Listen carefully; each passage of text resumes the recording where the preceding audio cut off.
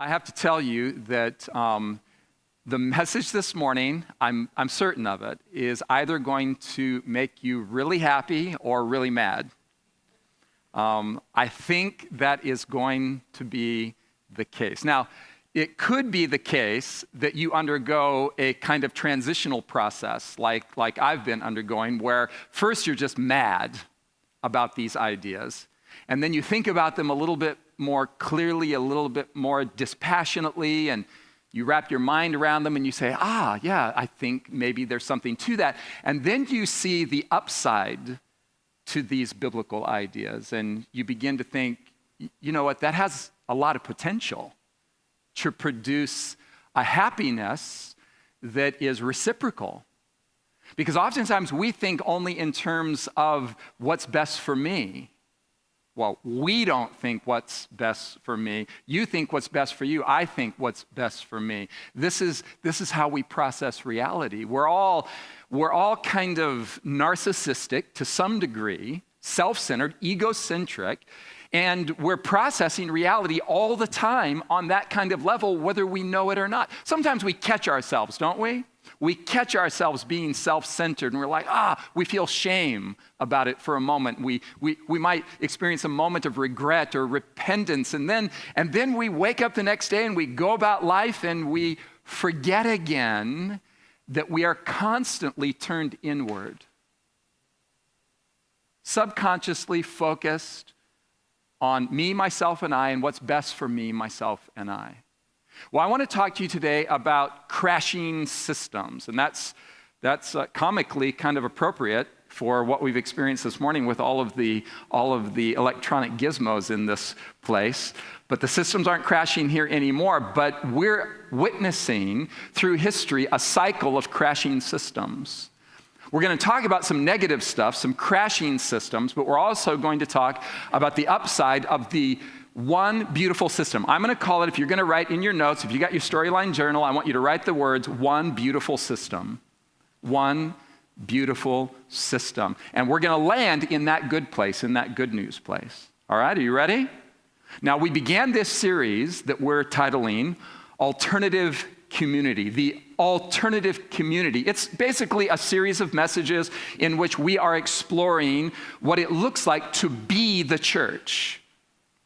To be the church. Something has gone dramatically wrong in Western culture, and what that is that we go to church rather than operate day by day, moment by moment, hour by hour as the church. There's a difference between going to church and being the church. Now, way back in the first century with the apostles, the movement that we call apostolic Christianity had an effect that we have noted previously in this series. The people who saw and experienced the movement, they had words for it. They wrapped language around what was happening to them. And they said, these people, these Christians, these followers of that Jesus character, these who have turned the world upside down have come here too. They're in our town now. They're in our city. We don't want them here because they're turning the entire world upside down. They're turning the system on its head. And that's exactly what was happening. Now, I'm going to suggest to you that the idea that the gospel and Christianity is this common thing that we in American and westernized Christianity basically experience as praying the sinner's prayer so that we can go to heaven and not go to hell when this life is over, is not the gospel that Jesus or the apostles knew anything about. They weren't leading people to pray a prayer to get saved to go to heaven when they die. They were actually articulating an entirely new and different and upended way of being human in the here and now. So Jesus and the apostles, they were thinking more in terms of taking on the principles of heaven while here on earth, so that we actually end up going to heaven with heaven already intact. inside of us, so to speak. Because the ideas and the ideals and the concepts and the thinking process and the feeling process and the relational dynamics of heaven have taken up residence inside of us individually and in our community as believers. So you kind of go to heaven with heaven already established in your person. They were turning the world upside down. Now, we want to ask a very simple question this morning. How were they doing it? How and in what sense was the world turning upside down? I want to introduce you to the work of Dr. Rodney Stark. He's a sociologist of religion. He's like 84, 85, 86 years old now. He's still teaching. He's still active, and he's teaching at Baylor University. He spent time doing a lot of research during his Princeton years. And Dr. Stark, when asked, hey, are you a believer? Because he deals with religion. But he deals with the sociology aspect of religion. Hey, are you a believer? Do you believe in God? He said, well, no, I don't, but I'm not totally sure. So later in life, he said, maybe I'm an agnostic, I guess. But then he paused and he said, you know what? I'm a cultural Christian because I was raised in the West. I'm a Westerner, and because I'm a Westerner, Christian ideas have permeated my thinking. So I don't know if God exists, Stark would say, but I do know that I've been permeated by some ideas that have come to me and to all of us in Western civilization down through the ages from Christ and the apostles. Now, he's written a book, this is back in 1996, 7, 8, right in there, The Rise of Christianity, a Sociologist Reconsiders History. Now, if there's anybody in this room who loves history, you're going to want to take a look at this book, but I'm going to give you the essence of it. This will be the Cliff Notes version, so you won't have to actually read the book unless you really want to dig in to the details. So The Rise of Christianity, this book is basically an effort on Stark's part to say, hey, the whole world, basically, was pagan. And somehow, this little movement, this Jesus way, as they called it, the way of Jesus, this Jesus way somehow upended all of Western civilization and ended up taking over the world. And so the historian, Stark, is asking, what in the world? What were the factors that led to that? Because you guys have to remember something about history. History always moves in the direction of the powerful. Violence and political maneuvering are the tools of trade for dominance.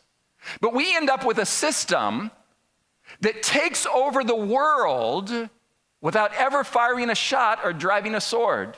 Now, later on, as we've discovered in previous times together, and we will discover in future times together, Constantinian Christianity became an entity of war and violence, and the direction of the church changed dramatically through the union of church and state. We'll explore that more as we go on in our series together. But in the early developments of the movement, the thing rocked the world and turned it upside down, and Stark is saying, why? How did they do this? They didn't even have a military. Their commander-in-chief was dead. Well, they claim he was resurrected. This was a leaderless movement with no army. And it upended the whole world. The question the historian has is, how did they do this? So Stark's thesis is simply this. Early Christianity was not a movement of the lower economic classes. He's making this point in his book because historians have generally thought, you know what?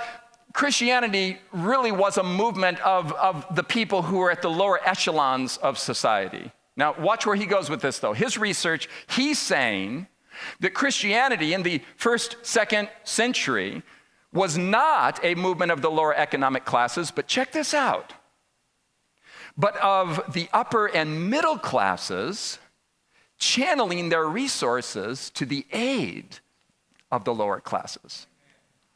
Now think this through. This is a stroke of historic genius. Really, this is the genius of the character of God. This is what's going on in the heart and mind of Jesus. Basically, harnessing resources for the benefit of others. So Stark is thinking this through, and he's saying, wait a minute, there's something crazy going on here. These people didn't fire a gun. They didn't shoot a bow and arrow. They didn't harness weapons. They didn't have an army. What they did is they stewarded their resources in the direction of the needy. This is amazing. Christianity, he's suggesting in the book, triumphed over paganism in Western civilization because it improved quality of life for everyone to whom it had access. Indiscriminately. We'll see what that means here in just a moment. So, Stark wants us to understand, check this out, that there were basically three kind of categories of life and reality and how we operate as human beings, that Christianity brought about revolution within these sectors of society and human processing. How Christianity dealt with outsiders, I mean, there's the insiders, there's those who say, hey, we're followers of Jesus, we're a part of the movement, right? They're the ones who are a part of the thing. Well, how do the ones who are a part of the thing, are you tracking with me? How do they perceive those who are not a part of the thing? How do they treat those who are on the outside of the thing? Have they become insular? Do they only look out for their own? So how did Christianity deal with outsiders? How did Christianity deal with the ever-pervasive subject in all cultures of sex? Specifically, how did Christianity teach men to perceive women? Hold on. And finally, how did this movement process money? How did they deal with financial resources? Okay, let's go. How did they deal with outsiders? Well, they had this brilliant, amazing, completely otherworldly idea that we're going to call the agape ethic.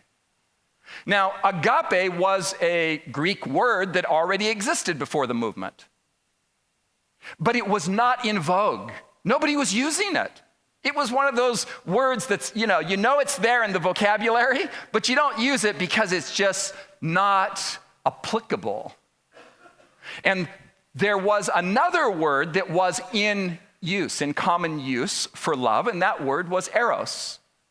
The Greeks also talked about phileo, friendship love. Eros is erotic love, or sexual love, or in a broader sense, aesthetic love, attraction to anything that you find beautiful or tasty or that smells good or looks good. This is eros. And then there's phileo, that's friendship love. You're my friend, so I'll help you out because you're one of my group. You're my friend. You need some help? Sure, I'll help you. You're my friend. You're a part of my group. But then there was this word that had fallen out of use in the Greek language, and that word was agape. And agape means unilateral love. Unilateral meaning one-way love. I love you regardless of anything you could possibly do to earn or merit my love. So I'm going to do the right thing for you even if you're doing the wrong thing to me. This was revolutionary. This was a completely new idea. This Christian movement came along and said, hey, let's treat everybody as if they're with us, even if they're not. Let's treat everybody as insiders. Oh, wait a minute, the pragmatists among us are going to say. They're not with us. They're not a part of our group. To which the early believers would say, what does that have to do with anything? Is that person in need? That's the only question. That's a human being. I'm a human being. We're human beings. Everybody outside these walls, you know what they are? They're human beings. Every one of them, the passionate object of God's love. And the early movement said, let's treat outsiders as if they were insiders. You know what happened? Unintentional effect. A bunch of the outsiders said, we want to be insiders. So there was a flood of conversions. It was amazing. So one of the characteristics that shows up in the historical sources that Stark brings to our attention as a historian, he says, it's a strange thing because during the first couple of centuries after the time of Christ, this Christian movement, they were helping the sick and the devastated as if they were a part of their movement. But I'm not a believer. I'm a pagan. I don't even worship your Jesus. That's okay. Are you sick? Yeah, I'm sick. Well, we've got some help for you. Are you devastated by a natural disaster? We're moving in. We're going to help you. Are there any strings attached? Do we have to join? No, you don't have to join. You're a human being. You're hurting. We're here to help you. This is what a later author would call disinterested benevolence. Oh, it's just so amazing. What about sex? How did the new movement teach men to perceive and deal with women? Now, this was a time in which there was a common perception of males regarding females. So this is the general male perception. This goes back to Aristotle. This goes back to Socrates. And the general perception is, I thank God that I am not a Gentile, that is a non-Jew. I thank God that I'm not a slave, and praise the Lord, I'm not a woman. This is the male mentality. This is the way men are thinking. Now, into that kind of world, which by the way is not too far removed from the way a lot of men still think about women, especially outside of Western civilization. I could take you through research I've done to places in the world right now where men still operate on this kind of premise in their perception of women. Now, we're talking about first century now. So here comes this new movement, okay? Here comes this new movement. Here the Apostle Paul comes along, himself a Jewish male, and he says, throwing down a whole new male-female ethic, let the husband render to his wife, notice the word, the affection, and note the next word, do her. Do her? Is she do anything? Does she have rights at all? What do you mean, do her, Paul? Is there something that I as a male need to render out of some kind of moral obligation or something? Because Paul, if you didn't notice, I'm a man. And I live in a world of male dominance. And my wife, Paul, I own her. She's a baby step above a slave. Now, in the first century, all the historic records indicate that the basic perception in culture, and women just had to get with the program and live with this, is that the woman, the wife, was obligated to fulfill the sexual needs of the husband, and he was free himself to be a sexual omnivore and just basically philander and have sex with anybody he wants to have sex with. And the wife just had to hunker down and emotionally deaden her desire for dignity and respect and just let her husband do whatever society dictated he was at liberty to do. Are you tracking with me? This is the world. Paul comes along and he says, I've got a word for husbands. How about some affection that is due to your wife? And likewise, the wife, this is the part that all the men in the first century would say amen to. And likewise, the wife to the husband. But he goes a step further. The wife, Paul says in verse 4, does not have authority over her own body. He means sexually. The wife does not have authority over her own body, but the husband does. Now, right there, if you're processing clearly, you should be a little uncomfortable, especially if you're a woman. Everybody, every male in the world, in Paul's world, would say to that exactly, amen. Wife, are you listening to Paul? Here's what not a solitary man on the planet expected Paul to say next. And likewise, the husband does not have authority over his own body, but the wife does? Really, Paul? What planet are you from? Are you trying to turn the world upside down, Paul? What are you talking about? And then this, verse 5. Do not deprive one another, he means sexually, except with consent for a time. And he goes on to say, you've got some trials in your life and you guys need to fast and pray together and, fast on sex. Don't have sex for a while you pray. But then come back together, he goes on to say, but here's the revolutionary part. The wife actually has a say in this. Mutual consent is necessary in the realm of sexuality for a woman. This is completely different than anything the world to that point had ever considered. So, what about money? This is even more challenging because I'll tell you what, money is the subject above all subjects that creates more stress in relationships, all relationships, not just married relationships, but all relationships, more than any other subject. So what about money?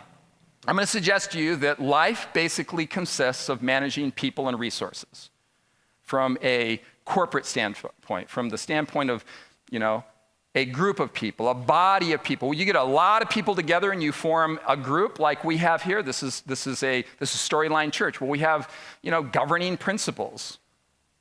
You get a bigger group together like a city, you have governing principles. What are those principles about? Basically, we've got people and we've got resources. And we need to manage these people and these resources in a way that is productive, as a nation as well. Now check this out. Really, there are only three, and you're only familiar with two, most likely. There are three economic systems to consider: capitalism and socialism. Now, capitalism has its upside and its downside. Capitalism is a system that essentially is about the few controlling the many by financial leverage. Please track the language with me here. Socialism is the few controlling the many through legislative or governmental imposition.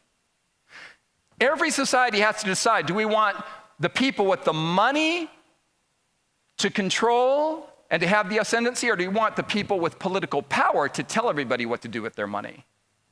This is the tension that we're experiencing right now in American politics. If you're paying attention at all, we are experiencing the perennial tension between socialism, the socialist ideology, and the capitalistic ideology. Now, Alexander Fraser Tytler, himself a researcher, a professor of universal history at Edinburgh University in Scotland, way back when, was thinking pretty clearly when he said, check this out, he explained that democracy, which is the form of government, roughly speaking, that you and I are a part of, democracy cannot exist as a permanent form of government. Okay, Tytler, what are you getting at? What's the point? What do you mean it can't? It's not going to go on and no, he says, it can't go on and on. Here's why. He explains. It can only exist until the voters discover they can vote themselves largesse, that is, money, resources, out of the public treasury. From that moment on, the majority always vote. Once they realize, hey, there's a public like bank account. And we can vote benefits to ourselves. From that moment on, the majority always vote for the candidate promising the most benefit from the public treasury. Like half of you who are paying attention to the world right now, you're smiling with kind of a wry smile like, oh my goodness. Well, oh my goodness is right. Watch where he goes. With the result that democracy always collapses over a loose fiscal policy, or not dealing properly with money and going into trillions and trillions and trillions of dollars of debt, if you want to say it that way, always to be followed by a dictatorship and then monarchy. He's suggesting that history is cyclical and it moves something like this, that people are in want and they're in bondage. They finally assert themselves with faith and courage to achieve liberty. Liberty produces a capitalistic impulse that produces abundance. Abundance then produces selfishness and complacency, leading to apathy and dependence on the governing system, which results again in bondage. I don't know. I'll leave you to try to figure out where we are in this cycle, but I'm going to summarize it for you in a simpler form. He's essentially saying, Tytler is basically saying to us that freedom produces impulses to create. People become creative when they're free to do so. They produce. There's an entrepreneurial spirit in human beings. Let's create something. Let's make some money around here. That's the impulse. It's a good impulse. Creativity is a good impulse. Productivity is a good impulse, but it produces abundance, which then leads to a lot of free time and leisure and lots of cash to settle into decadence, which inevitably makes a people weak enough to be dominated by a dictator.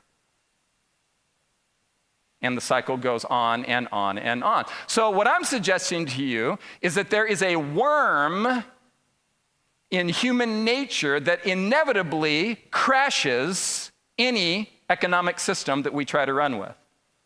And that worm in the system, the Bible calls sin, selfishness. So as the rich get richer, and they are getting richer, and the poor get poorer, and they are getting poorer, an inevitable backlash is unleashed on any system, on any government, on any nation. So all economic systems crash, I'm going to suggest to you, without covenantal love, which is the third system that you're likely not familiar with. The third system, after capitalism and socialism, I'm going to call covenantalism. Covenantalism is a system that we could define simply like this. I hope you're tracking with me. This is groundbreaking. This will turn the world upside down if just a few people believe it. Covenantalism is a kind of what I'm going to call capitalistic socialism. What's capitalistic socialism, Ty? Well, capitalistic socialism is a free market, that's the capitalistic part, that is self-regulated by love. So I've got some resources, and either the government is going to impose upon me to disperse with my resources to meet your needs if you have needs, or I'm going to voluntarily love like Jesus loves and not have to be governed and help you because you need to be helped. And I can. Are you tracking with me? So, Dostoevsky, greatest novelist in history, according to many, and here's why. These are the kind of insights that emerged from his thinking. Every one of us, he realized, has sinned against all men. This is the corporate nature of the human beast. There's not an innocent person in this room, including myself. There's a sense in which there's a universal guilt for the condition of the world, that is due to our collective selfishness. And he goes on and says this: everyone is really responsible to all men and for everything. Is there something wrong with the world? Have you noticed? Well, we're all responsible to some degree for what's going on in the world.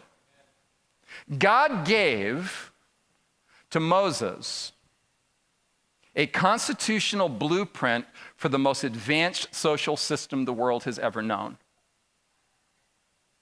Moses. We're going back thousands of years. And this is as fast as I can move through this. Here's what you'll read in the writings of Moses in summary. There were laws of land ownership, the privilege of all to own land, a liberty reset system called the Jubilee, in which nobody could go into debt permanently to the point of ruining them. There was a land, the land was not to be sold in perpetuity. In other words, you could only lease your land, but you always owned it, and it would always, through the Jubilee, come back to the original owner. Self-governance was in the system that God gave Moses. There was to be no king. The people were to be governed by prophets, which was to say they were to be governed by knowledge, by education. They were to be self-governed. There was to be no arbitrary or inflatable taxation system. There were agricultural laws. The land was to be allowed to rest every 7th year. There were pruning laws for trees so that they could produce in greater abundance and give greater harvests. There were soil replenishment laws in order to produce maximum yields. There were animal laws. Even if you had a neighbor you didn't like and you saw their animal suffering, you were obligated under the system of Moses to never let an animal suffer, no matter who the animal belonged to, including your enemy. Work animals were not to be muzzled. You must give rest even to your animals on the Sabbath day, and a mother bird, you are not to take her eggs and traumatize her fragile little psyche. You're to shoo her away if you're hungry and you're in need, and you take the eggs when she's not looking. That's a level of sensitivity that the world could use. There were health laws. Body discharges were required to be washed. You were to bury your excrement. Not like London for centuries, where people were happy it burned down finally so they could start over. You had to go outside of the city and bury your excrement, do your business. Don't eat scavenger animals. If there's recurring mold in a building, burn it. This is thousands of years ago. There were educational laws. The daily temple rituals were an educational system that unfolded by means of enactment. Day by day, the people watched and were educated. And they were told, the Israelite parents, you shall teach your children. There were literacy laws. Literacy was a must. Laws for the poor under the system of Moses. Justice for the poor in a dispute. If you happened to be the person with the upper hand, you had more money, more prestige in the community, didn't matter. The only question was, what's true? You happen to have a lot of money, you're not getting out of this because you have money. The question is, are you guilty? Not to afflict an orphan or a widow. Under Moses, there were to be very clear agricultural understandings that you were not to reap the entire field. You were literally to do your entrepreneurial business and leave stuff for others to take for free. The generosity of this system is amazing. And you must not harden your heart or shut your hand financially to the poor. Under the Mosaic system, there wasn't to be anybody ever hungry or in want. If the law of Moses were followed to this day, there wouldn't be a starving child on the planet. Labor and business laws. Workers are allowed to eat as they work. There was the win-win rule for buying and selling. You were never allowed to sell anything for more than it was worth. You had to disclose everything that was wrong with your Toyota Camry before you sell it. You're not to loan with interest to a brother. There couldn't be any predatory lending. Labor and business laws went on. You're not to require payment of a debt from a person you know can't pay it. You don't increase the interest level on the person's credit card who missed the payment. They have a problem. You need to move in and help them in some way. You're going to hang them financially if you keep increasing the pressure. You're to exact no debt by force. No fraud in measuring was allowed under the Mosaic system. And all debts were to be cleared every 7 years. Boom, we're all free. Thank you, Jesus. Free from all financial debt. There were tax laws. And under God, through Moses, it was a flat tax called the tithe, 10%. Didn't matter if you made $1 million or $10, give 10%. God was acknowledged as the source of everything, so that there was a stewardship mentality. I've got some resources, I'm a steward, not an owner. Dependence was centered in God's just character rather than in unjust human systems.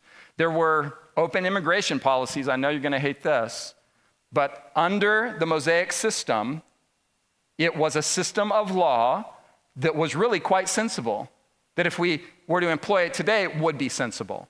Israel was to be not a pure bloodline.